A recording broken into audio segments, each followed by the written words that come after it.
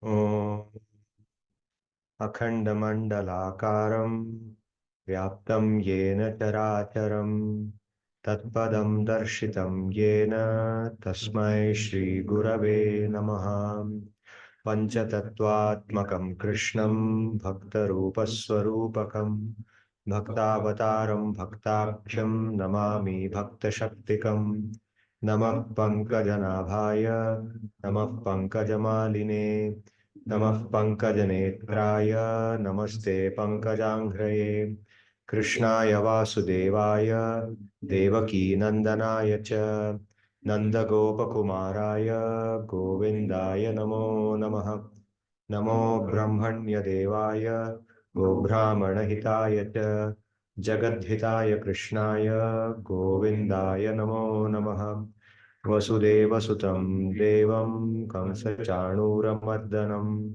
Devaki Paramanandam Krishnam Vande Jagadgurum Sarvebhyo Namaha Sarvesham Krite Swagatam. We are now currently reviewing the lessons we have learned in chapters 4 to 6 of the Bhagavad-Gita. So in today's class, I will first narrate a very interesting narrative from the Ramayana. This is the original Ramayanam of Sri Valmiki. And as you know, the Ramayanam has 7 kandas. So in the Bala Kanda, chapters 51 to 65 is the story of Vishwamitra. How Vishwamitra Rishi, he struggled from what he was being a king to becoming a Brahmana Rishi. And this narrative comes at a point when Vishwamitra, the sage Vishwamitra, along with Rama and Lakshmana. So he has actually taken them from Ayodhya with the permission of Dasharatha. And they are now going to different places, and they have gone through the ashram of Gautama Rishi, where by the blessings of Sri Ram, Mother Ahalya was released from the curse that she had got. And subsequently, they reach Mithila, where they meet with King Janaka. This is before the marriage with Sita. The incident would happen later. So before that, when they are talking with Maharaj Janaka, in that assembly is also the son of Gautama Rishi. His name is Shatananda. So Shatananda narrates the story of Vishwamitra to Rama and Lakshmana about what Vishwamitra was and how he went through so much struggle and became a Brahma Rishi. And this happens in the presence of both the King Janaka and Vishwamitra. Vishwamitra is also listening to his own story being told by Shatananda to Rama and Lakshmana. So I went through these 15 chapters and identified the key points in this narrative. So I'll narrate the thing, and then later on I will ask you to help me to analyze this narrative from the perspective of what we have learned in the Bhagavad Gita, the concepts we have learned. So this narrative begins with King Vishwamitra. He's a very dharmic king. He's known to be a person who upholds dharma. And he's very powerful. So once during his travels, he visits the ashram of the sage Vasishta. We should know that Vishwamitra comes in a very, very respected lineage. His great-grandfather, a king by name Kusha. His grandfather's name is Kushana, the son of Kusha. And his father's name is Gadhi. So he's the son of Gadhi. So Vishwamitra, very, very well-respected king, visits the ashram of the sage Vasishta. Vasishta, of course, is very well known, even better known. He is the Kulaguru of the Ikshvaku, the Surya Vamsha. So he is there living, and in his ashram, it is described in the Ramayana. He was such a, he was so pure that in his ashram there used to be, it was not only beautiful in appearance, but all kinds of animals used to really freely roam around there. They had no fear because of the purity of the place. So animals would come there, they would come there, they would feel good. People would come there. Whoever went there would feel uplifted by the vibrations of that ashram. And there were so many other great sages who used to surround that place. Okay, so you can think it was like a big university, that place. So King Vishwamitra visits there, and he is received with all honors due to a great king. And the chapters, first few chapters in this narrative describe how there was so much loving exchange between them, between Vishwamitra and Vasishtha. At the end of it, so I won't go into every single detail, but what is important is at the end of this conversation between them, Vishwamitra is about to leave when Vasishtha tells him to please, accept more hospitality from him. So he insists, and initially Vishwamitra politely declines, but because of Vasishtha's insistence, he stays back. And Vasishtha then serves him food. So to do that, because he has come with his big army also, Vasishtha relies upon his cow, his go. He's got a go mata with him named Kamadhenu. So Kamadhenu is not an ordinary go. She is empowered. She's very powerful. She's a mystic by herself. So he calls her and requests her to produce food for all of them.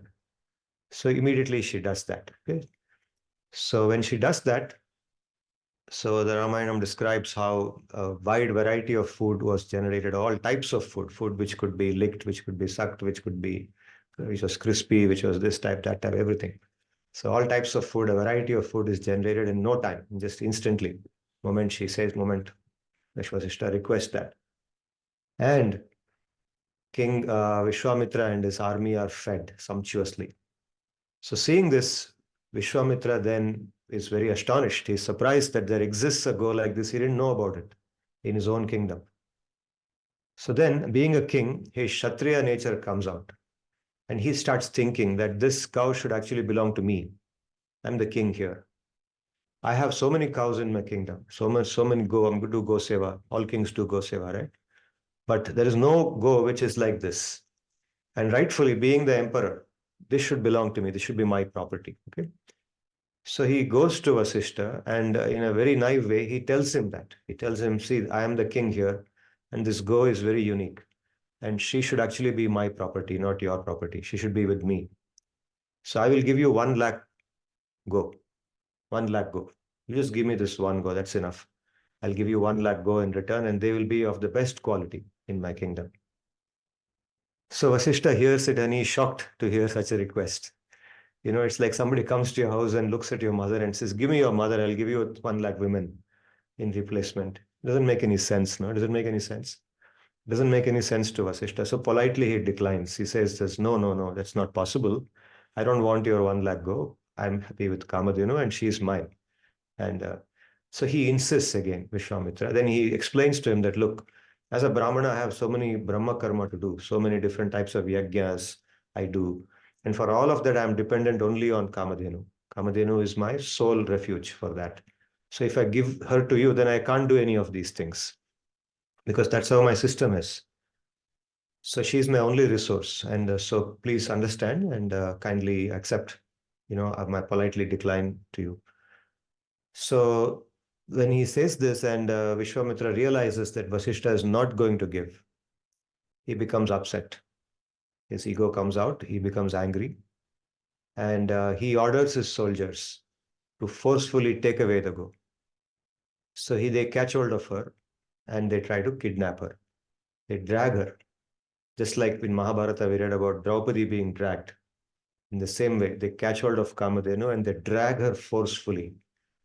And she's being dragged and she starts crying because she doesn't know why she's being treated like that. She thinks that Vasishtha has granted that she be given. She doesn't know what happened in the conversation. She doesn't know that Vasishtha refused and he is now kidnapping her. So she cries and she pleads with him, let me go. Then obviously he doesn't let go. So she forcefully frees herself. She runs to Vasishtha and lies at his lap and he says that, see, look, what is this fellow doing to me? Why are you standing and watching this? I'm yours. How can you allow this to happen? So Vasishtha also then realizes that something extraordinary is happening here. So immediately, he tells her that, she asks him, she says, if you permit me, then I will generate the military force required to counter this king with your permission. She says, please go ahead and do it. He gives her permission and instantly she does Okay, the Ramayana describes this as hunkar. This is called hunkar. Hunkar means like when somebody says with a loud, exhaling, loud exhalation of breath.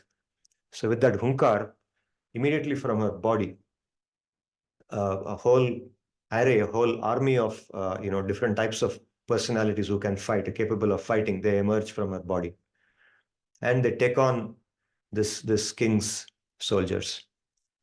So in just a short while, all the soldiers are counted, and there is a small war in which the soldiers of Vishwamitra are defeated.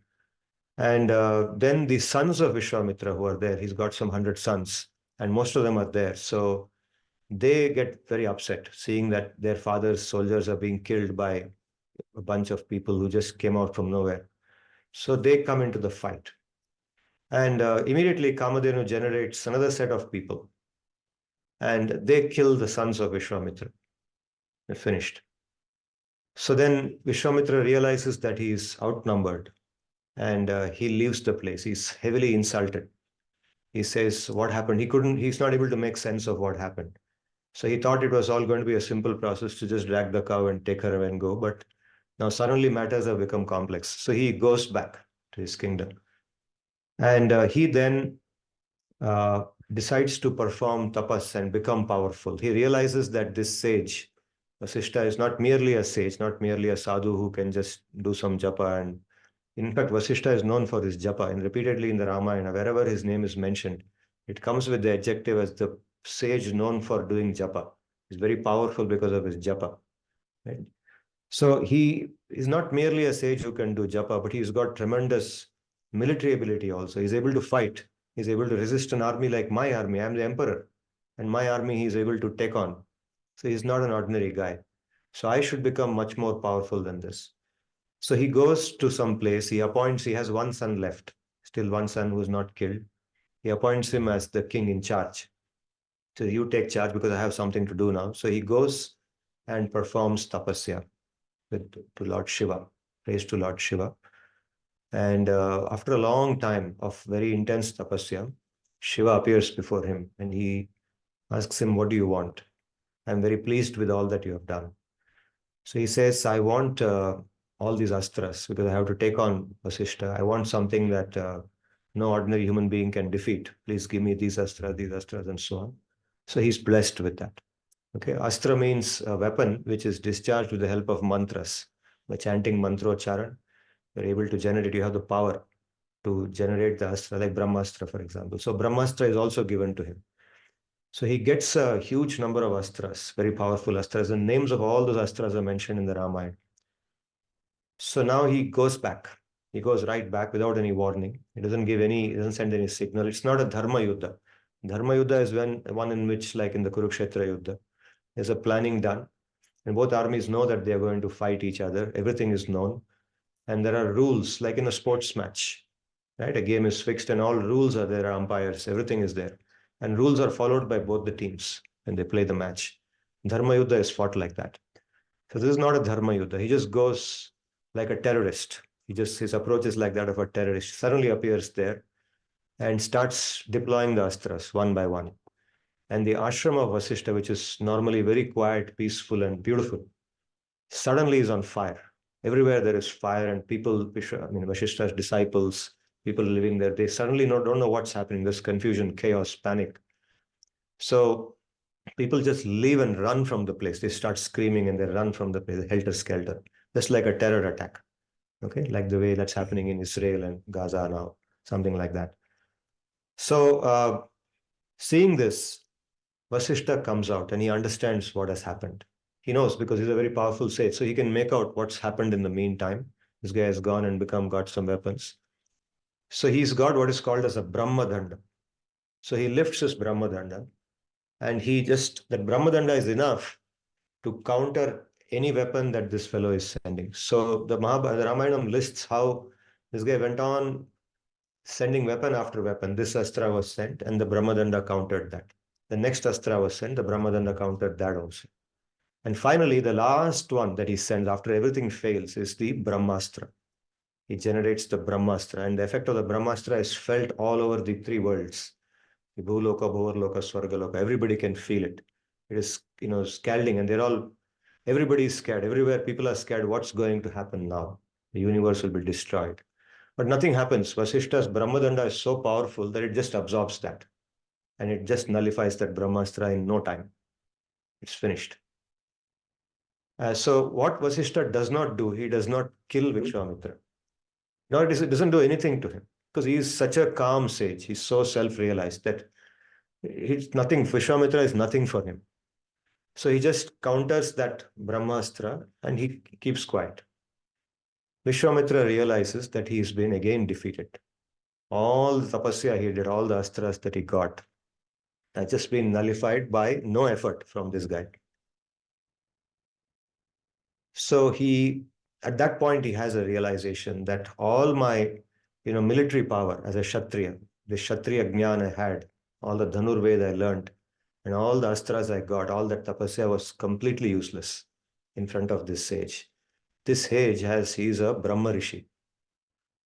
And the only thing that I should now aspire for is to become a brahma-rishi myself. I want to become like him. That is my goal. I want to become a brahmana. I'm a Kshatriya. Now I know what a brahmana means. This is the meaning of being a brahmana, a brahma-rishi, that not just an ordinary brahmana, but a brahmana, a rishi. Rishi means a person who is much more powerful than a brahmana. He's got special functions, special responsibilities. Right? He's in charge of sections of the Veda. Certain mantras are invoked with his name. He's given that power. So I should become that. So his ahankar comes out and he says, I will now fix my goal and become that. Okay? So the rest of the story is about how he does tapasya to become that. And the story goes through iterations. In the first iteration is tapasya. So each iteration is like 1,000 years of tapasya. Okay? Those days, people in those yugas, Satya Yuga, they lived huge number of years, very, very long time. Not like our lifetime is like 100 years, our time scale. If somebody lives 100 years, that's like a big life, right? Long life. But those days, it was thousands of years, sometimes lakhs of years. By tapasya, they could live like that. So he does tapasya for something like 1,000 years, intense tapasya. And in the course of doing that tapasya, the story of Trishanku comes in between, right? I know all of you have heard these stories, but let me narrate to you in the way in which Ramayana is describing it. So the story of Trishanku, there is a king by name Trishanku in the Ikshvaku Vamsha, the same Vamsha in which Rama comes later. So this particular king Trishanku, so he develops a desire. He develops a desire to go to Swargaloka from Bhuloka. He's on Bhuloka to Swargaloka in the same body. Okay. Now, as per the principles, that is the way in which the universe is designed, you cannot go from Bhuloka to Swargaloka in this body. This body is made of these elements. What is on this Prithvi? Prithvi is the primary element here. You cannot go with this body. You get a different body for that. Even in the Gita, in some of the commentaries we read, it said that by performing the right kind of punya, you get after death, after you die in this body, you take a body which allows you to enter Swargaloka, and then in that body you experience the pleasures of Swargaloka. Even if somebody allows you inside Swargaloka in this body is not capable of experiencing those pleasures. To experience those pleasures, you need that body that is meant for Swargaloka. It's designed for that. And it's easy to understand, isn't it? It's all matter, different forms of matter. That's also a material body. So this Trishanku, he somehow develops that desire that I should go to Swargaloka, I should achieve it, which nobody has achieved, to go to Swargaloka in this body itself. So he goes to his Kulaguru. Okay, who is the Kulaguru of Ikshvaku Vamsha? Vasishta. So he goes to Vasishta Rishi and he says, please guide me as to how I should do this. I want to perform a great yajna. So to go to Swargaloka, from here, one should perform yajna. The normal process is to perform different types of yajna. There are different types of yajna given for that. And to become Indra of Swargaloka, one has to perform 100 Ashwamedha yajnas. Okay, so, but everybody doesn't desire to become Indra. People just desire to go to Swargaloka. Just like people desire to go to America, people desire to go to Japan and live there, right? Migrate there, get a green card or a EP or PF or whatever it's called. You want to go there. So that kind of desire is held by a huge number of people in our dharmic society, in the Vedic dharma, the system. So he has this desire. And so Vasishta says, look, your desire is fine, but then it's not possible to go in this body. There's no yajna which can help you to go in this body. He tells him the fact. He just says, look, the dharma is the Veda. Veda gives us all. The Veda is like a manual. It says, if you wanted to achieve this, you do this. You'll get that. But there's no process given in the Veda which says that in this body you can go to Swarga Loka. So therefore, I can't help you. You can't do it. It's not possible. So Trishanku is disappointed with that answer, but he doesn't take a no. So he goes to the sons of Vasishta. And these sons of Vasishta, they are living in a different place. They are not in the same ashram. It is said they are living in Dakshin Bharat. Okay, Vasishta is living exactly where, I don't know, it's not mentioned. I couldn't get that in this particular chapters, but they are living in Dakshin. So he goes to the Dakshin region and he meets the sons of Vasishta. And he says, look, he tells them what happened. I went to your father, but he said no. And now, since he said no and he is my Kula Guru, the only people I can go to are you. There's nobody else. So please help me. And if you guide me, I'll be very happy. So after hearing his story, they become annoyed with him. They say, your guru is telling you, he's your guru, and he's telling you it's not possible. Then what more? Why come to anybody else? Why go to another person? What can we do?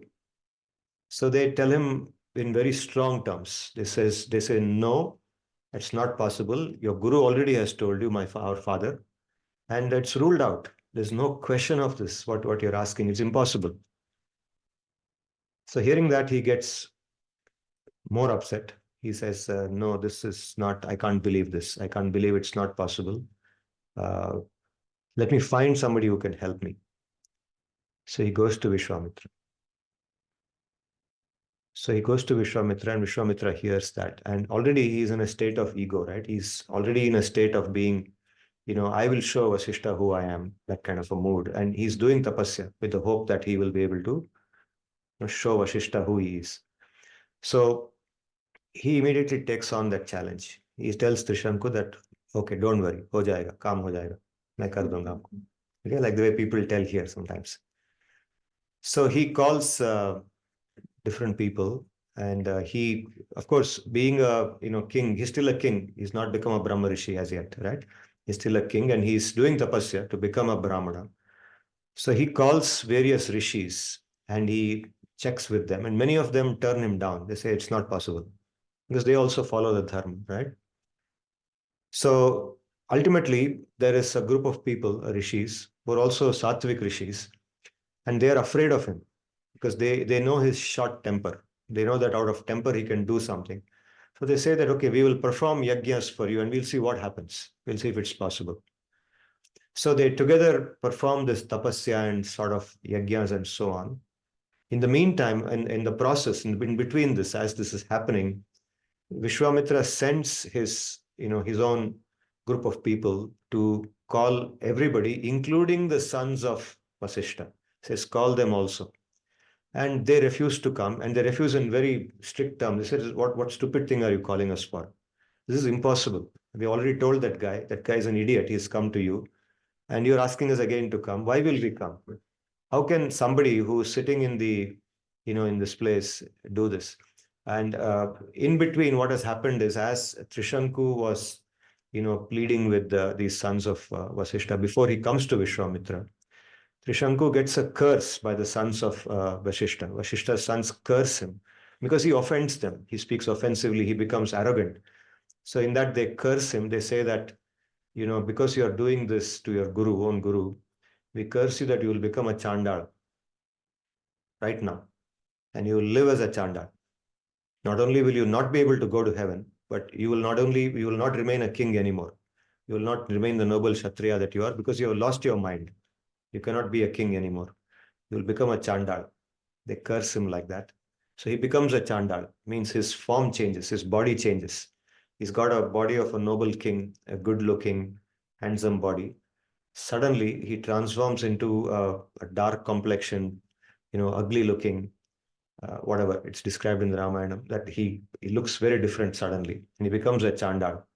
And so in that form, he's gone to Vishwamitra and he's pleading with him. So Vishwamitra, out of compassion, is trying to help him. He says, don't worry, I will give you relief. And so these sons of Vasishta, when Vishwamitra invites them to come, they say, if we go to a yajna performed for a chandala, then what will happen to us? Right? A brahmana sits in a yajna, officiates a yajna, which is performed by qualified people for qualified people who have the adhikar to perform the yajna. What adhikar does this chandal have? And we have cursed this fellow. and you're calling us now to come there.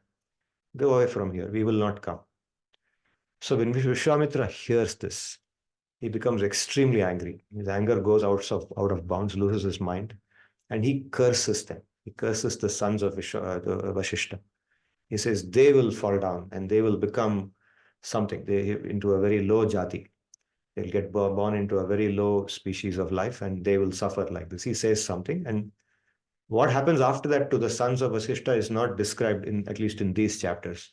But what happens because of giving this curse, all the good benefits that he has got starts getting deprived. You see, what happens is tapasya that we perform, if we that builds power in us. Any kind of tapasya, even doing japa daily, on a daily basis, getting up in the morning and doing japa, starts giving us spiritual power. It gives us spiritual elevation, and we build certain types of subtle powers inside us. But the moment we do something like this, losing our temper, indulging in some very sensual act or something like that, then that power that has built up is gone, is lost. It gets depleted. We get deprived of that, right? And that starts happening to him. But he persists. He continues with that. And he is not willing to take a no for an answer. So he says, after doing all this cursing business, he gets back into his act of sending Trishanku to heaven, Swargaloka, in the same body. And at some point, when he realizes that it's going to take a longer time, he says, okay, now he utters some mantra and says, now you rise, go to heaven. So he uses some power of his tapasya shakti, and Trishanku starts in the Chandala body, starts moving towards Swargaloka. He enters Swargaloka. The moment he enters there, the Devas and Indra see him. And immediately Indra says that you have no qualification to come here. I curse you to go back to the earth. Fall down with your head upside down. Your body turns, your head down and your leg up. Go down like this. So as he starts falling, he starts screaming for help. And his screams reach the ears of Vishwamitra. Vishwamitra is watching, hoping that all will end well, but it's not ending well. So Vishwamitra then says, stop, freeze there itself. So he freezes there, wherever he is, in that neither here nor there kind of state. He's in between. And so Vishwamitra says, okay, with my power, now all the power I have gained in my tapasya, I will give you relief, that you be there and you will live there itself. I'll create a place for you, an abode for you, a loka for you. In that loka, with all nakshatras surrounding the place and everything, you will exist there. You will be happy. He transfers his tapasya shakti gets used for that purpose. And the Trishanku story ends with that. Trishanku is given a place which is neither Swargaloka nor here, but a substitute for what he wanted. He wanted to go to Swargaloka. He doesn't achieve that. He gets something and he lives there in a compromised state. And that story ends there. But now, as far as Vishwamitra is concerned, he's back to square one. Because all that he had done with his tapasya till this point is gone. So now he then starts continuing his tapasya. And he starts a fresh tapasya. He goes from that place. He goes to a different place and starts doing tapasya. He goes to, actually now he is gone. So earlier tapasya was in Dakshin. Now he goes to Paschim. And in Paschim, there is Pushkar Tirtha in Rajasthan. Right? Today it's in Rajasthan. He goes to Pushkara. So Pushkara is a place where Brahma is worshipped. Even today, I think Brahma is worshipped there. And here, again, he starts performing very ghor tapasya. And in that ghor tapasya, there's another story which comes. And there's a story of a king called Ambarisha, who is in the same dynasty as Ikshvaku, in the same Trishanku dynasty, Ikshvaku, Trishanku, then Ambarisha. And this Ambarisha is now performing some yajna, Mahayajna. It begins with his performing some yajna. And in the yajna, there is something called a yajna pashu, an animal, a horse, which is normally used to do something, some kinds of pujas and so on. And at some point in the yajna, that horse is killed and its meat is, that something is done with its meat. Okay, so we won't go into those details, but that yajna pashu gets kidnapped by, I think, Indra, by the Devas. They kidnap that because Indra, normally what Indra does, Indra is known for sabotaging the yajnas of great kings because of the fear that this king will one day come and become powerful and remove me from my post. Okay, so things like kidnapping the yajna pashu or doing something else to sabotage the yajnas that kings do is a normal activity for Indra, is something that we read about now and then. So this yajna pashu is kidnapped, and suddenly Ambarisha realizes that I don't have a yajna pashu. What do I do now? So he consults his ministers and so on. So they look for a solution for that. And the solution that's offered that eventually comes out is that instead of a yajna pashu, a substitute can be a qualified human being. If a qualified human being is willing to sacrifice his life, then he can be sacrificed for this. So who would be a qualified human being? They go around, they talk to sages, and finally, the story goes into a lot of detail, but there's one Brahmana named Shunashepa who is identified for this purpose, who's brought as a yajna pashu, as a replacement for that horse which was meant to be sacrificed. So now this Sunashepa is going to be sacrificed. He's brought here. He's willing to be sacrificed. At that point of time, he goes into a state of dejection, a depression, and he wants to be saved. He develops a desire to be saved. And so he approaches Vishwamitra, who is doing tapasya in Pushkar, at Pushkar Tirtha. So as Ambarisha is carrying Sunashepa and going, Sunashepa is the son of a great sage, another sage. So he is carrying him and going along with his soldiers. And at that point of time, Sunashepa goes to Vishwamitra and asks for help. And again, Vishwamitra's heart, just like it happened for Trishanku, his heart became soft by looking at Trishanku's state. So again, he softens and he says, okay, I will help you. I will save you. I'll try to save your life. And he hears the story, what has happened. So he works out an arrangement. He gives them mantras and so on. And he says, by doing this, when you're about to be sacrificed, if you chant these mantras, then Indra himself will appear for you and he will give you a solution by which both Ambarisha's purpose will be resolved and you will also be saved. You will get a long life. He does that. And this story has a happy ending where Shunashepa doesn't lose his life. He is saved. Indra appears. He does what Vishwamitra advises him. He takes the mantra from Vishwamitra, does whatever he says, and he gets relieved. He gets saved. And Ambarisha also, his purpose, whatever he wanted from Sunashepa's sacrifice, is fulfilled. And that story ends there. But as this happens, in the meantime, again, Vishwamitra's tapasya has broken. All the tapasya has built up is now lost. It's gone. It came as a distraction. It's over now. It's something like this. Let's say you're writing a term paper and the deadline is tomorrow and you're working in the night. You set out 5 hours for that. You know that if you work for 5 hours continuously, your term paper will be submitted on time.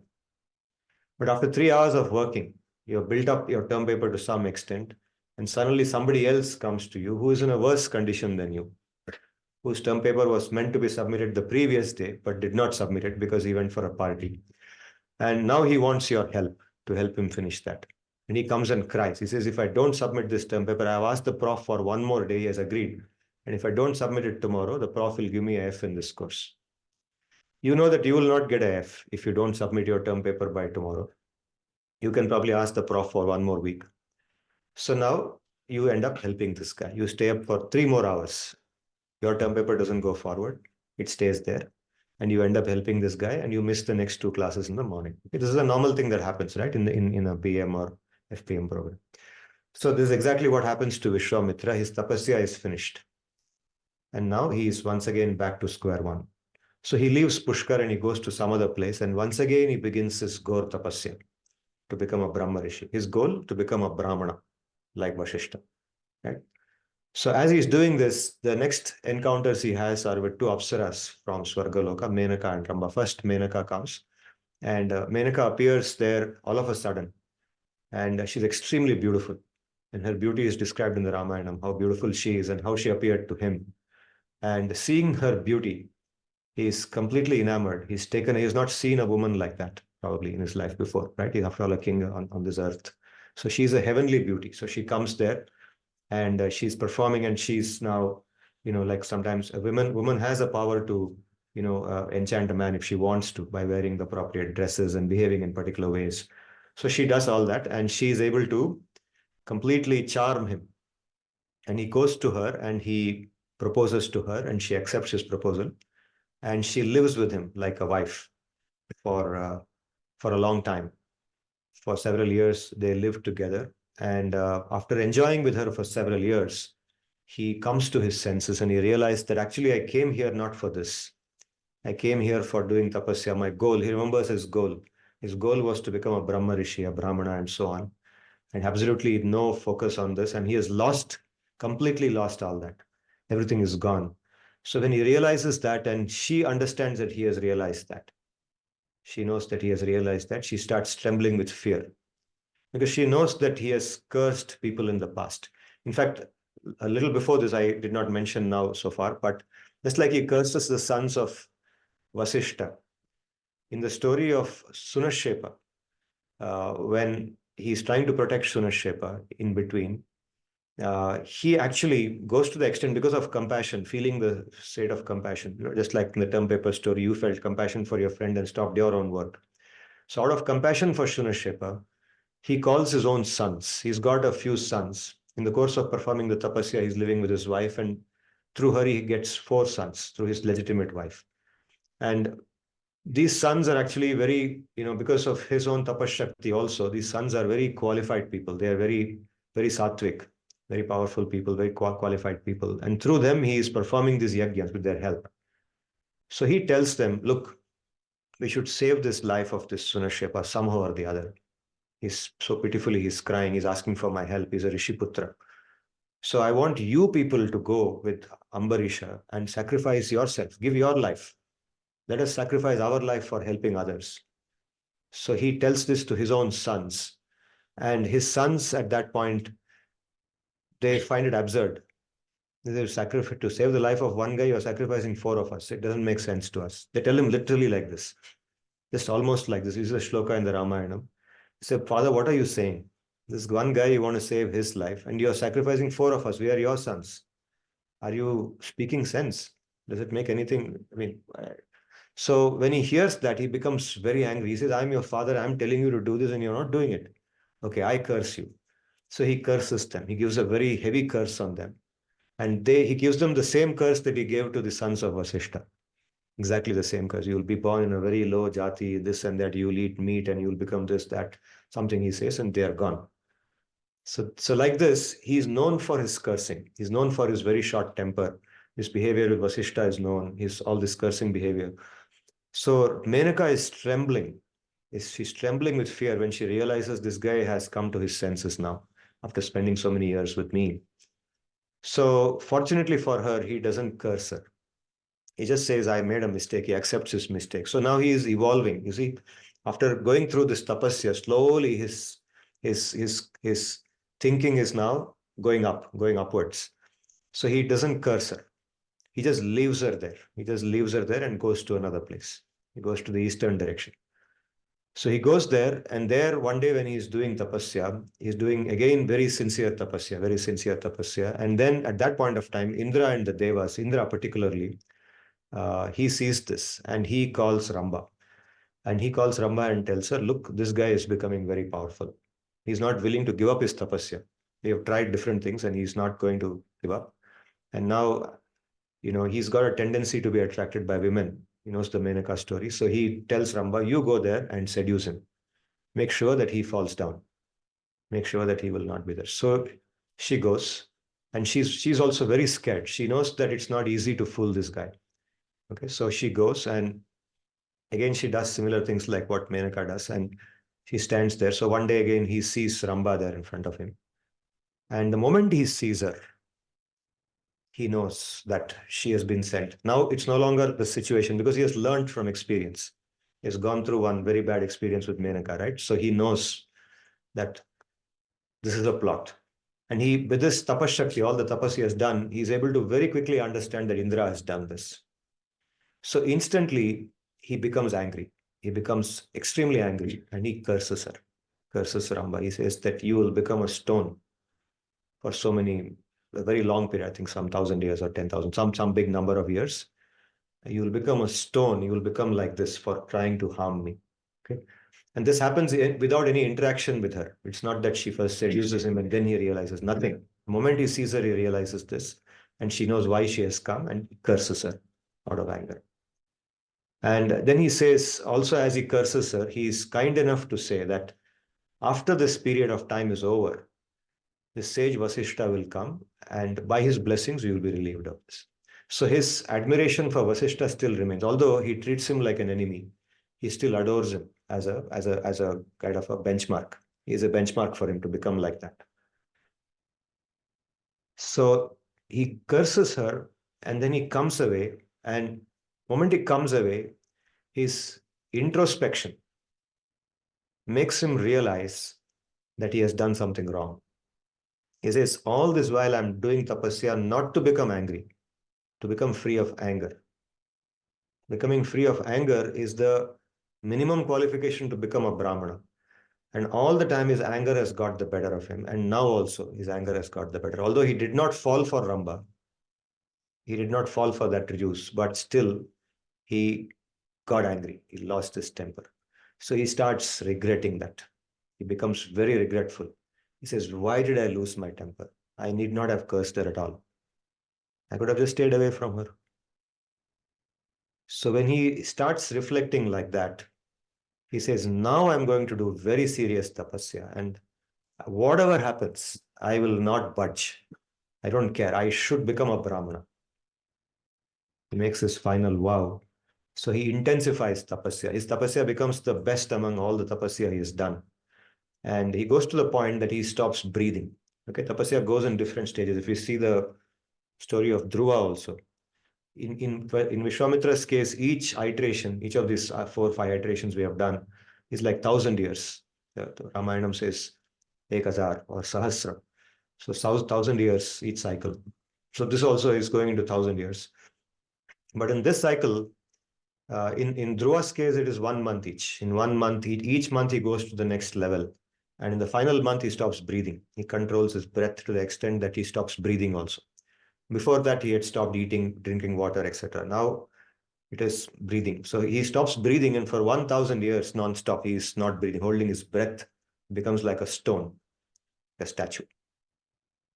And it reaches a point, the control over his breath reaches a point that, see, what happens is when these tapasyas, all the time we read this story where some tapasvi is holding his breath. It disturbs the universal prana. There's something called a universal prana in the universe, which actually translates into our breath in its tangible form. Prana is a subtle thing.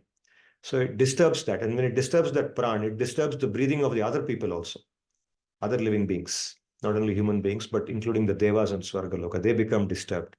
It is said that when Vishwamitra was doing this level of tapasya, holding his breath, smoke started coming out of his head.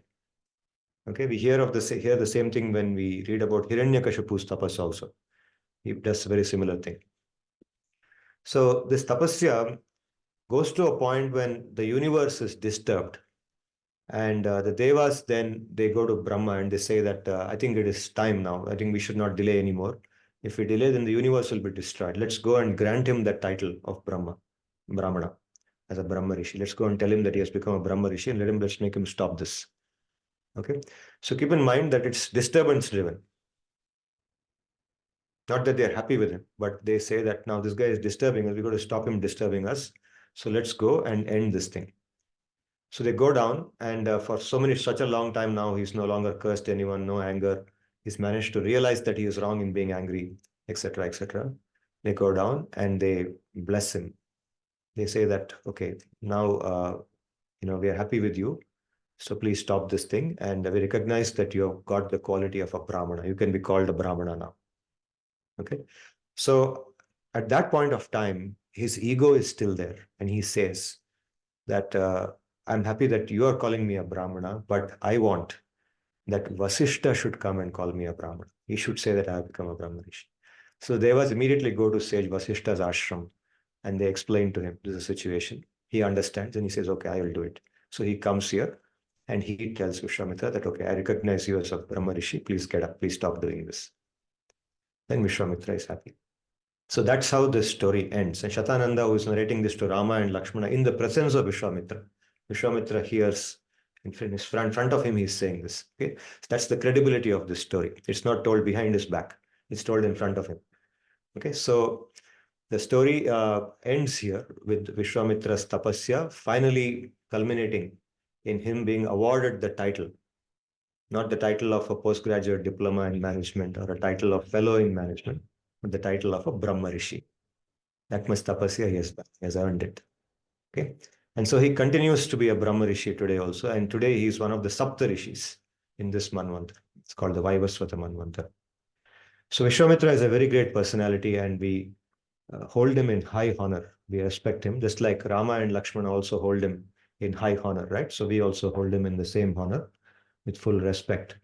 But I have some discussion questions, and we should see this, the story of Vishwamitra and his character and the process that he went through the lens of what we have been learning in the Gita. The Bhagavad-Gita is Vedanta philosophy. It is a particular form of dharma, which we have been talking about. And we have distinguished the Gita's dharma from other forms of dharma.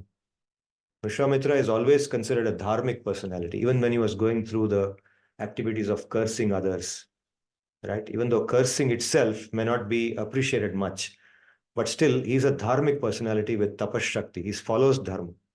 Cursing is a momentary action born out of anger, losing your temper, losing your cool, right? Buddhi nashat. But he's a dharmic personality and he's respected for his dharma.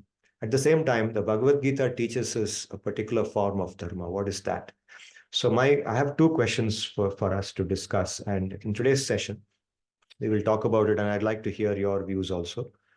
And in the next class, I will give you my analysis of Vishwamitra from the lens of the Bhagavad Gita and from the lens of what we are learning in these chapters 4 to 6. That's where our focus is, right? So Vishwamitra is regarded as a dharmic personality from the perspective of the Gita. Which category of dharma? We have spoken about two categories of dharma, Samanya dharma versus Parodharma. Samanya dharma and Paradharma. Okay.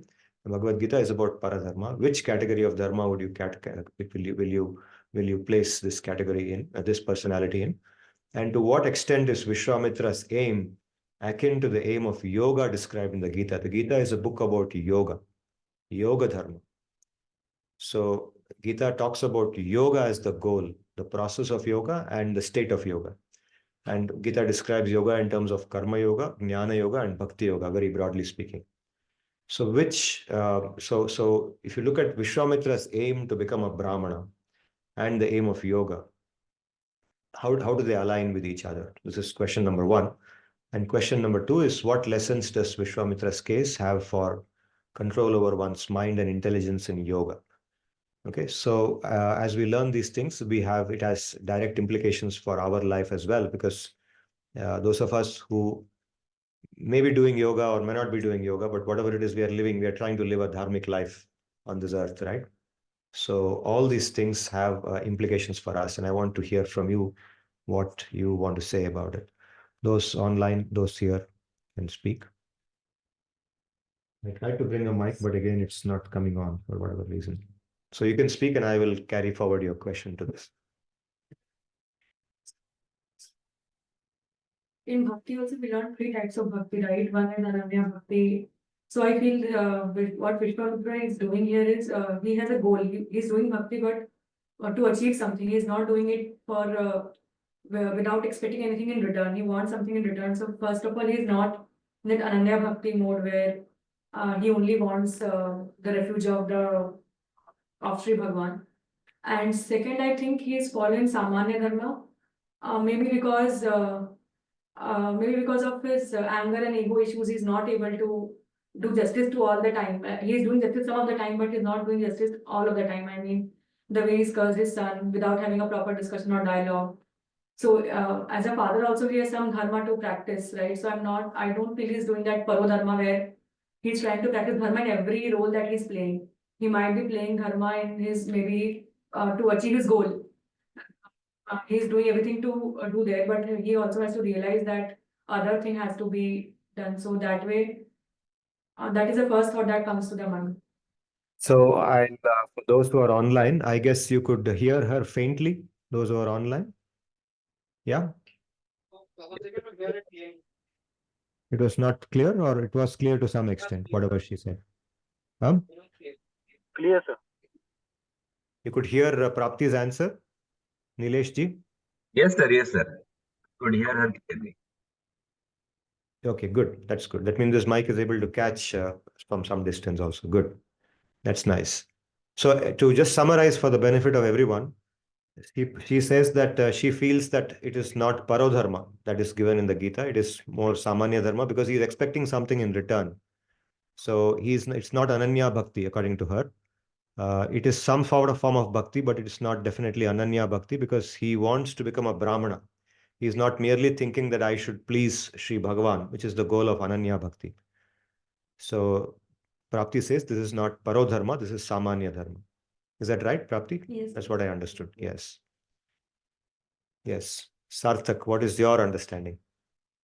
So far, what I see, his pursuit is about sakam karma. So his all tapasya is about getting some material benefits. So although these are a little sophisticated, say recognition, so it will please the ego. He is not seeking to dissolve ego. So what I think is that he is following sakama karma, and but due to tapasya, even though he might be driven by sakam karma, but since he is doing his penance, his tapasyas, those are gradually moving him towards more of parodharma, even though not completely, but maybe gradual. So he began with his own ambitions that okay, I have to become a brahmana, but with his tapasya, he was able to develop compassion. And as we see later that even he evolves. So first he is able to control his senses, especially the calm aspect. But still, Krodh is the Krodh is still Krodh has an upper hand over him. So later, I don't know what happens to his Krodh part later, but we see that he has evolved a lot. So whatever be your goal, if you are taking the right steps, so it would help. This is what I'm able to take. Okay, good. Sarthak has also given his answer. Those online, could you hear Sarthak's answer? Something at least? Yes, sir, it was audible to me. It was Yes, audible. sir. It was audible. Yes, sir. It is audible. Good. That's very good. So again, putting it in a nutshell, whatever Sarthak said, Sarthak also sort of resonated with what Prapti was saying, but he added his idea that it was driven by his ego. There was an ego. His ego was driving him to do this thing. And Sarthak used the word sakama karma. He said this is sakama karma, or another word for sakama karma is kamya karma. Karma which is driven by the desire to get something material in return, in this case, the possession of a brahmana. So driven by that, he did this. But in the course of doing that, because he had to perform tremendous tapasya, there was a purification. Chitta Shuddhi happened for him, to some extent at least. Initially, his calm, his lust. For example, he enjoyed with Menaka, but when Ramba came, he got the senses. So that purification had happened because of the experience with Menaka. Similarly, eventually he started regretting that he got angry. And that's also an evolution. The regret that you got angry is an evolution in a person. So that he could experience. So Sarthak is pointing out that because of his tapasya, even though he is not aiming for something more than just an ego-driven thing, he still is getting purified. There is Chitta Shuddhi happening, he's evolving. That's his point. Good. Next, who would like to say something? Sir, Nilesh this side. Nilesh wants to say something? Yeah. Yeah. So, sir, as per my understanding, story like this is being told to all the people to realize that a normal person can also evolve with certain tapasya and nam jap and other things. So I could say that the basic process is there are certain things which is happening in everybody's life, and these are common with uh, sage and rishis also, and they also go through similar practices and feelings like us. But there is a process which can actually make them evolve and become such a person that they are a part of rishis. Maybe the story is indicating a journey. Right, right. So it's actually also showing that if somebody has a desire to do something, they can do tapasya and try to achieve that. There is hope. If somebody does tapasya, then it's possible to achieve something even drastically difficult like this, like becoming a Kshatriya, becoming a Brahmana, right? And he manages to achieve that. So it's also a lesson in general for anybody in the material world who wants to achieve something material, right? Is that what you're saying? Yes, sir. Yes. Like it could be something as simple as finishing your PhD or, writing a paper or something like that. Even something like that, you don't have to do this kind of tapasya, but still you have to do some tapasya. Some hard work and sacrifice have to be done even for that. But if you do that, then you will be able to achieve your goal. So it gives hope, Yes, sir. isn't it? Yes. So his story from a material perspective is actually a story of giving hope to everybody about, work hard and the work will bear fruit if you don't give up. Yes, sir. Correct? Yes, sir. Nilesh is saying that. Yes, good. Sir, I have one more point to add, which comes to my mind. Okay. First, Sarthak has one more point to add. Yes. sir, I think Swapnil wants. Swapnil wants to say something. Yes, Swapnil, you wanted to say something, your perspective? Yes, yeah. From Vishwam's point of view, sir, the thing that I could learn and appreciate is that he started off with a veteran desire. It all started when he saw the Kamdhenu cow, and the desire started that I should also have Kamdhenu cow, and the desire was further boosted when he saw that Vishwamitra, being a sage, he was able to destroy or it was able to defeat Vishwamitra, who was a king. So a Brahmin is much more powerful than a king. So it all started with that material desires. And then he walked hard towards achieving those material desires, and there were a lot of bottlenecks in between, a lot of hindrances in between. Like Vishwamitra came, Brahma came, Velika came. But with each of these hurdles, the perseverance of Rishi Vishwamitra was appreciable. He did not give up. He did not give up once he then started that I should do much harder penance, I should do much harder austerity. And that is how he gave up. So I appreciate that sense of discipline and that of sense of perseverance, which it doesn't matter that it starts from a material thing or a non-material thing. And but that sense of discipline and the sense of perseverance, the sense of self-control, he slowly evolved in this process was appreciable. And I agree with Prapti and Nilesh ji and that's that it's a Samanya, it's not a Para Dharma or Ananya Bhakti. Because it started with a Western desire. But the beauty of, I think, the spiritual process is that with whatever process a person starts, even if he's a Pati, becomes Pati powered by the process. So, this is what I wanted to say, sir. And the other question is to what extent is Vishwamitra's aim akin to the aim of yoga described in the Gita? I feel it is not exactly aligned with what is described in Gita because in Gita it tells us that we should work without having the fruits in mind. We should focus on our effort and we should not focus so much on the results or the fruit. But in Vishwamitra's case, it started with the desire of fruit. So I believe it's not exactly aligned with Gita, and that's the reason why. But again, in the process, as Rishi Vishwamitra is evolving, it gives us a lot of hope and inspiration that even if we have done something wrong, even if we are not correct, we can self-correct ourselves and keep on working towards our goal. So this is what I want to share with you and the team. Thank you, Swapnil. I think that was a nice, well-rounded analysis. Thank you. Good points were made. I think everybody has heard that, so I will not repeat anything. Sir, I have one point. Yes, can you speak a little loud so Yeah. this mic will catch you? Vishwamitra, he was a Kshatriya. So I think last class, we discussed about Swadharma and performing someone else's dharma. Being a Kshatriya, he actually did not perform what he was supposed to perform, right? And the way he behaved with Vasishtha and he tried to kidnap. So, and he again wanted to become a Brahman. So I think there is a dissonance. I mean, what is expected from him, he didn't do that. And he couldn't be a good king. Rather, he wanted to be a brahma-rs. Only, in order to seek power and become more powerful and respected.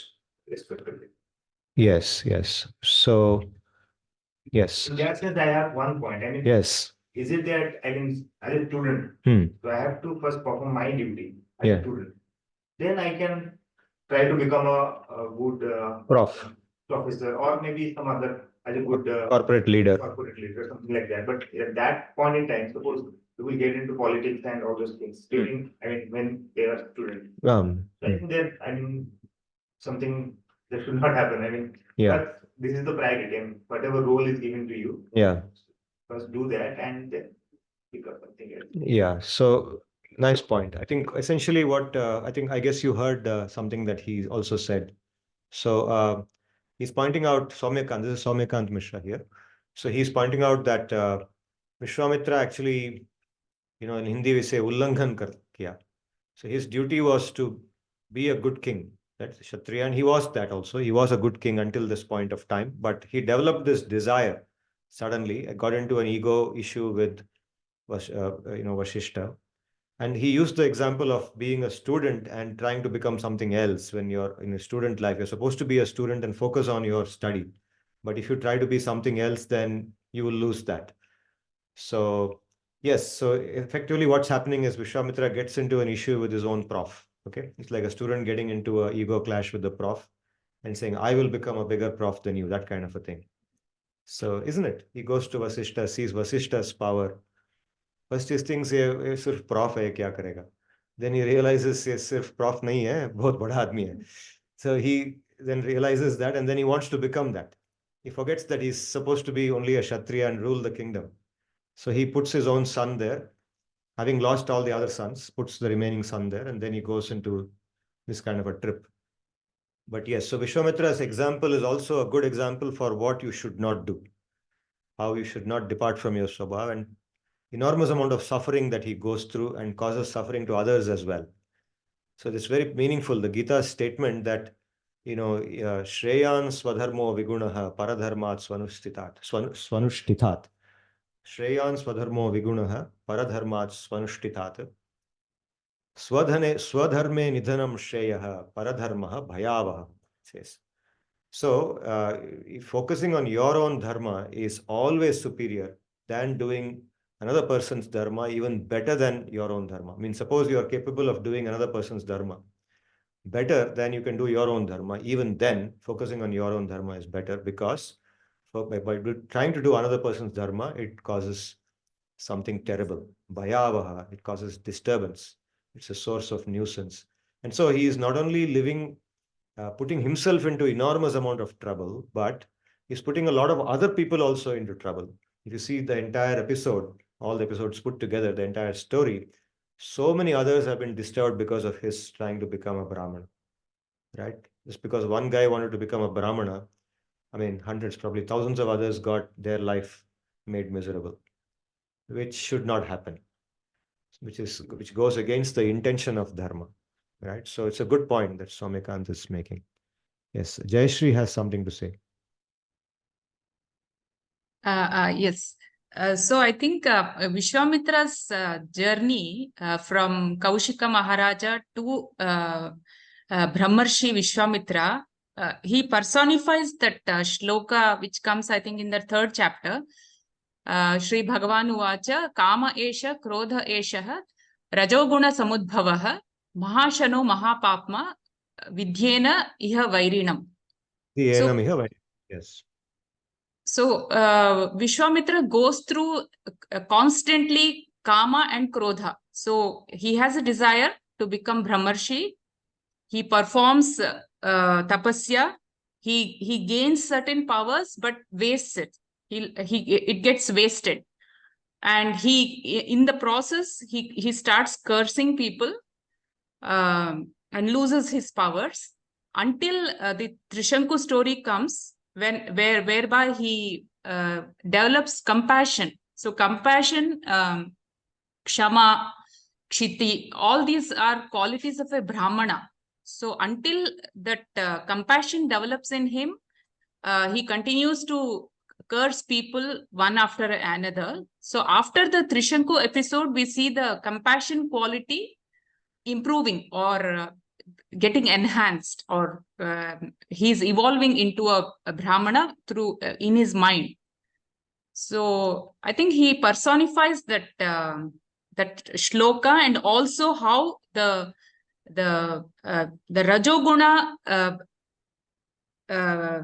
reduces and the Sattva Guna increases in his lifetime. Yeah, okay. Thank you. I think the points were very relevant, what you said. We see him going from more Rajasic to more Sattvic. Yes. Sir, even I wanted to add a point. Hmm. So, sir, we realized that from a bird's eye point of view, the penances performed by Vishwamitra, these seem more to be similar like the Ashtanga Yoga process or Raja Yoga process. So we see that he has performed very severe kind of austerities, and these are very difficult, extremely difficult. We see that he has put in lots of struggle. That is one. And second, we realize that even after going through so much struggle and all, even at the beginning, we know that Lord Shiva was pleased with him and he appeared before him and asked him that, okay, ask for a boon. Now, because his goal was driven by ego, that, okay, I want to defeat this guy. So he asked for something which was very miserly in a sense. He said that, okay, give me the mastery of all weaponry. But considering that Bhagwan has himself appeared before you, you could have asked for something much higher. For example, Brahma-gyan or say Mukti or Prema. So either of these things are eternal association. But he asked for something which is of a very low quality. So even though he has put in lots of effort, putting in so many efforts, and still you have received very little fruit because you did not have that knowledge. And even in the end, we do not know that if his ego is truly removed, that is, he is sthit in that Brahma-gyan or he is free from all egos or self-realization. Even if you put in so many efforts, if you do not have that right kind of channelization, so the fruits would also be not that extensive because Bhagwan himself appeared before him and he asked for such a small boon. Right. Now that reminds me the point that Sarthak made. I guess all of you heard Sarthak's points that Sarthak said that, again, putting it in a nutshell, he managed to see Shiva, Bhagavan himself appeared before him. But even though he appeared, he ended up asking for something very trivial. He asked for just some weapons. He could have asked him for Brahma-gyan or Prema or something much bigger, much more eternal, but he didn't ask him for that. He asked him for just a few material weapons, which also turned out to be futile, which yielded nothing for him. He ended up going and burning his fingers again, almost literally, with Vasishta, right? So Sarthak has made a very valuable point, and I think this very clearly connects to Dhruva's story. Dhruva says this. Why does Dhruva go for performance? If you recollect, we heard this story a few months back. So what initiates Dhruva's set of penances? To get a position on fire. Exactly, very similar, somewhat similar. So he was driven away because of the insult that he experienced, extreme insult and anger. It started out with anger again. He wanted to, then he said, I will displace my father. I will sit on that throne. It is mine. He goes with that ego, completely with that ego. And in 6 months' time, he gets to see Vishnu. He's given the mantra to meditate on Vishnu. So he meditates on Vishnu and Vishnu comes to him. And then what does he say? When Vishnu comes, does he ask for weapons to kill his father? Like he asks him. Like Vishwamitra asks for weapons to kill Vasishta or to destroy Vasishta. Does he ask for that? You know what happens, right? So Dhruva says, by the time he reaches that point, he's doing japa on Harinam. He's given Harinam japa actually.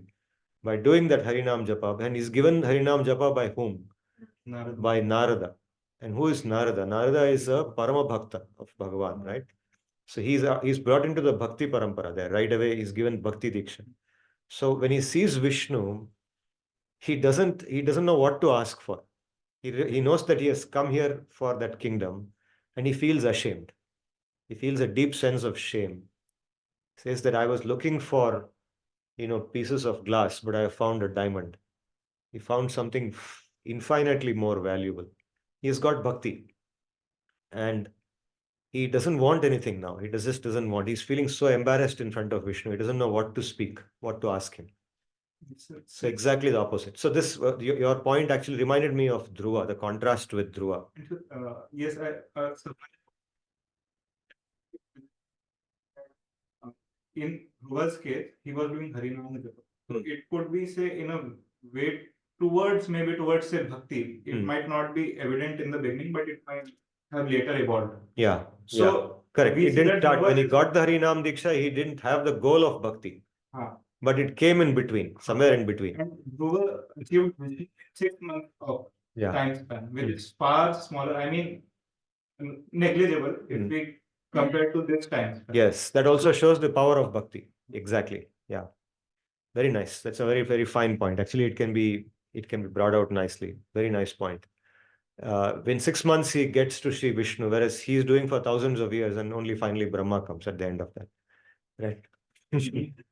Sir, actually, through karma yoga, jnana yoga, you develop ego. To some extent, it will be there. Yes.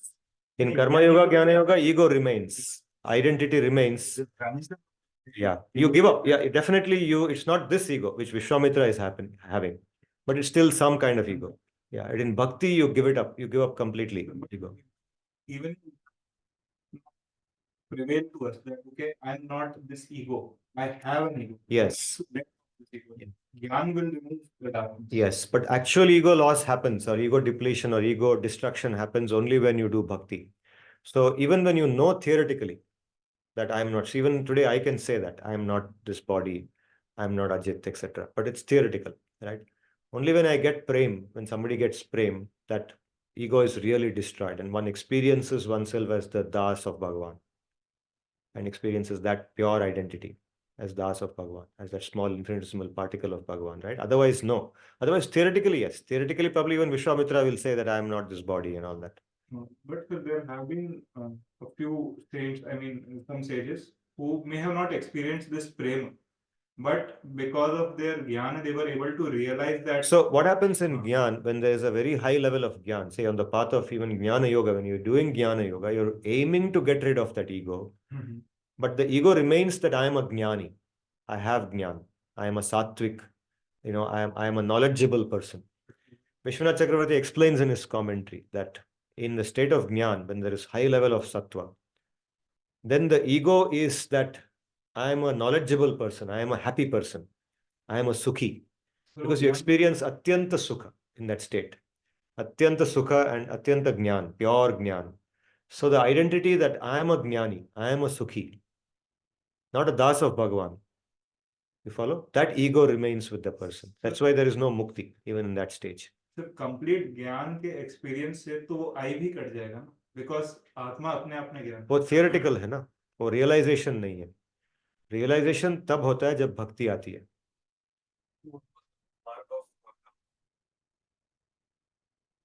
Something similar, some similar karma.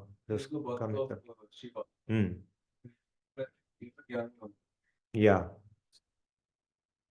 So his question is, what was the marg of Ravana? I can get you the details of Ravana's tapasya, what he prayed for, by looking at the appropriate scripture.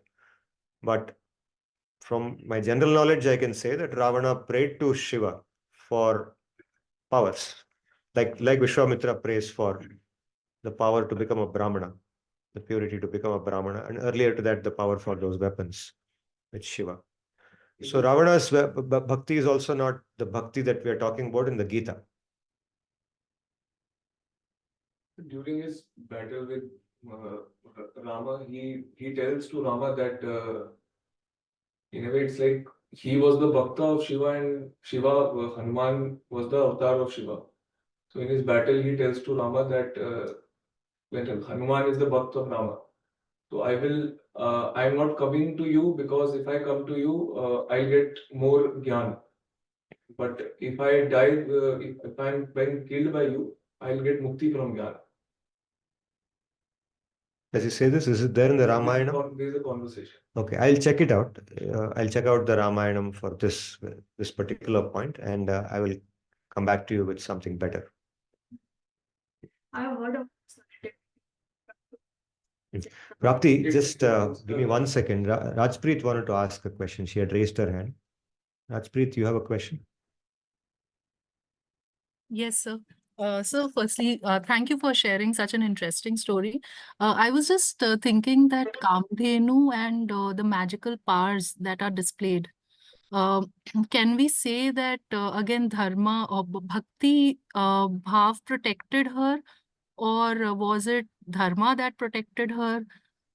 Same for Rishi Vashisht. Like, can we relate that to Krishna coming and saving Draupadi? Something similar? Yeah, in the case of Kamadhenu, like you correctly said, dharma protects. I remember I told you this shloka. Dharma eva hato hanti dharmo rakshati rakshitaha. Tasmat dharmo na hantavyo mano dharmo hato vadit. So this says that the dharma which is protected by us protects us. And the dharma which is killed by us kills us. So this shloka is a very, very, what do you call, a prominent shloka in our Samskriti, in our culture. And so in the case of Kamadhenu being protected by her own power, her own mystic powers protect her. That's because of her dharma. That Jivatma, who is Kamadhenu, has that punya to use those powers and ability to use them. And she is in the company of a very great personality like Vasishta. She is serving him as his go, right? So very much dharma is illustrated there. So, if drawing an analogy, if we also follow the path of dharma, then we will be able to, combat all the obstacles that come our way, or something like that. Yes, Can we very interpret much. that? Okay. Absolutely. When we follow the path of dharma, by, see, the principles of dharma are very fundamental principles like ahimsa, satya, brahmacharya, etc. So there are many, and maybe in one of the future classes, I will give you a more comprehensive list. These properties of dharma are mentioned in different places, including in the Gita, in different places in Mahabharata, Ramayana, etc. But they include all these principles like, ahimsa comes right in one of the first things which comes is ahimsa, satya, etc. So when we follow these principles in our life, consciously follow them in our life, then definitely they will protect us. They will give us that power to navigate this complicated world. They will teach us, they will show us what is right, what is wrong, that sense of discrimination. They will help us to make the right decisions at different points of time in our life. Give up what is not worth pursuing and pursue what is worth pursuing, etc., etc. Thank you, sir. Thank you. Sir, can you please also give that shloka? From where can we get that exact shloka of dharma? Okay, I will repeat it once more and I can send it to you by email. It goes like this. Dharmaha eva hato hanti. Dharma eva hato hanti. Dharmo rakshati rakshitaha. Tasmat dharmo na hantavyo. Mano dharmo hato vadhit. Okay. So this is a very well-known shloka. It is taught to children in schools. In our tradition, this was taught to children right at a very young age, when they were told about the importance of following dharma. If you send me an email, I will share the shloka with you. Sorry, sir. Just one more follow-up question. The Hmm. bigger challenge also becomes when there are two conflicting dharmas, so in those cases, is there anything in Gita or in the literature which says which is a more shreshta dharma to follow in case of conflict? Well, I don't know if there is one place where that question is answered. We see, like I was telling you that day about the Draupadi story where the Pandavas were faced with a conflicting situation. When Draupadi was insulted, there were two things that, broadly speaking, one was the elders who are sitting there, the dharma which says that the elders who are in charge, their respect for them, and on the other side, their own wife, whom they are supposed to protect, is being attacked, is under threat, is threatened. So in a conflicting situation, they chose to go by the elders, what the elders are doing. So I don't know if there's one place where it is given, but in my understanding, that is something that comes in the situation, the vivek. Vivek means the sense of discrimination. He is built into a dharmic person who is following dharma in his life, his or her life, has the discrimination to choose, between the options when there is a conflict. And he chooses one of them and has to compromise on the other one. We can look at we can look at more cases as we go forward, where we'll see people how they handle conflicting dharma. Sure. Thank you, sir. Puneet, you have raised your hand. Sir, I have a question. In today's lesson, sir, we have learned that even the Jnana Yoga doesn't lead to the Mukti. You have to be in the form of Bhakti. But in the Gita, in the previous lessons, we have learned that Bhagavan Shri Krishna is telling the three ways of getting Mukti. One is Karam Yoga, Jnana Yoga, and Bhakti Yoga. So, how it is possible? Is it possible to go by all the three means, or just by only Bhakti Yoga we can attain Mukti? Yeah, let me clarify. See, very broadly speaking, the Gita gives two paths, very broadly speaking, two paths of yoga. One is the path of karma plus jnana, that is one path. And the other is the path of bhakti. Now, in the path of karma plus jnana, at the end of jnana, karma comes first, karma yoga comes first, and then jnana yoga. And at the end, when one is very advanced in jnana yoga, at that point, one has to perform bhakti. Of course, one need not wait till that point. One can perform bhakti even earlier if they want to. But they have to resort to bhakti somewhere along that path. If they don't resort to bhakti, then they will reach a very high stage of realization, but they will not get mukti. Bhakti ingredient has to be present to get mukti, of at least the basic form of mukti. The other path, bhakti yoga, doesn't depend on karma yoga or jnana yoga. It is an independent path. It's completely independent of karma and jnana. So on that path, one is doing bhakti right from the beginning itself. It's all about bhakti only.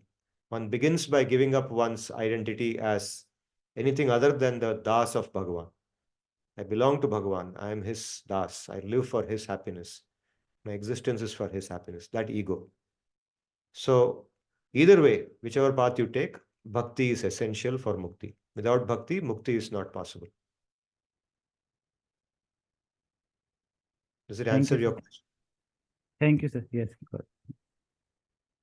Sir, I also had a question. Yeah. Sir, it is a Sarthak. question. Yes. Yeah. Sir, I had a question on your question. So the second question is, what lessons does Vishwamitra's case have for control over one's mind and intelligence in yoga? So, sir, why have you used the word intelligence also? So, isn't intelligence the one which has the power of discrimination, the faculty of discrimination? Vivek. सही क्या है, गलत क्या है?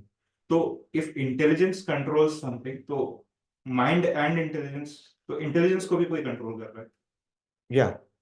So intelligence is controlled by the Atma. That's what the Gita says, no? In the 4th chapter. Yo buddhehe paratastu sa. This is in the 3rd chapter, actually, if I'm right. Yeah. Can you please elaborate? Yeah. Indriyani paranyahu. Indriyebhya param manah. Manasastu para buddhihi. Yo buddhehe paratastu saha. So above the senses, see, above the sense objects are the senses. The senses go to the sense objects. Above the senses is the mind. Right. Above the mind is the intelligence. And above the intelligence is the person, Atma, the Jivatma. Does above means control? Superior to, yeah, can control. It means can control. So the intelligence can control the mind if it is properly developed. Sir, intelligence will control the mind. So similarly, mind can control the senses. Sir, so mind is the primary indriya, principal indriya, because it will then ascertain the inputs from others and then make the experience possible. Yes. So the intelligence now has to decide on the whether to take. I mean, it has to give directions to the mind. Yes. Now, if the mind is well disciplined, it will listen to the intelligence. Yes. And if not, then it will rebel. Yeah. But how does Atma control? Because from the Atma comes the Ichha, the will. Ichha. Ichha lies in the Atma. The will to accept that intelligence or not. Intelligence says this is right. Ultimately, it comes from the will of the Atma to go by that or not go by that. Right? So the Atma controls the intelligence. Atma molds the intelligence by its efforts. Why will Atma not want the right thing, even though it is Gyan itself. Because of Atma does not Agyan. have Gyan, it is Gyan. Because of Agyan, because of Ahankar, Agyan. That is why, let's say, you know that alcohol is bad, but you still drink alcohol. You know it is harmful, but you are drawn to it. So, sir, it is because my intelligence knows that it is bad, but my mind, I'm not able to rein in my senses. I mean, the mind is not disciplined. Yeah, so the Atma has not yet gained control over its intelligence. Even though the intelligence theoretically says that this is bad, it knows that this is bad. That theoretical knowledge is there. Still the Agyan, the lack of real knowledge, realized knowledge, is not present. Realized knowledge is not acting. That knowledge is dormant. See, it is bookish knowledge. It is not acting. He knows it is true. So you ask any alcoholic, is alcohol good for health? Is it having nutrition? What nutrition does it have? Does it have carbohydrates, minerals, proteins, fats, vitamins? Any alcoholic will tell you no, So even if he is drunk. mind is disciplined by practice, and intelligence is disciplined by knowledge. No, actually, yes. I mean, see, knowledge and practice go hand in hand. Theoretical knowledge, Shastric knowledge. As we read the Shastra, we get inspired to follow discipline. Shastra inspires us. Even listening to a story like Vishwamitra inspires us that we should also do something in our life by which we can evolve. We can go to something better than what we are now. Right? So Shastra inspires us. And then with that inspiration, we actually engage in the practice by doing japa or by doing shravanam or by going to a temple and sitting there for half an hour instead of going to some other place. So in this way, when we practice, slowly the agyan goes away. We more and more become conscious. See, when do we know agyan has gone away? When we see ourselves making choices which goes more towards the shastric acharan. When our acharan becomes more shastra acharan, shastra sammata acharan, then we know that yes, now our intelligence is developing, vivek is developing. We may still make mistakes. See, overnight nobody will become perfect, right? Even Dhruva with his great determination took 6 months. We may take 60 years. It may happen. That's fine. But at least we are making progress. The point is we should make small progress every day. That is the point. Good. So we can continue discussing more. So in the next class, what I will do is I will sort of bring together, I think a lot of good points came from you people today. And I tried to model today's class like a case analysis, like we do for a typical B-school case analysis. So I try to do it like that. And probably now I should start writing out this thing like a case, like Vishwamitra and so many others also, so many other narratives. I mean, our Shastra is full of narratives. There's no end to how many narratives we can get. And each of them is a case for us to analyze from the perspective of what we learn in the Gita, when we study the Gita. In fact, the Bhagavatam is a book of cases. So we can analyze it like this, and let's see how we can take it forward. So next class, what I'll do is I'll try to summarize the points we got here and then come to some tangible conclusions. Good. So we'll close for today. I'll just do the Antya Mangalam and then we'll close.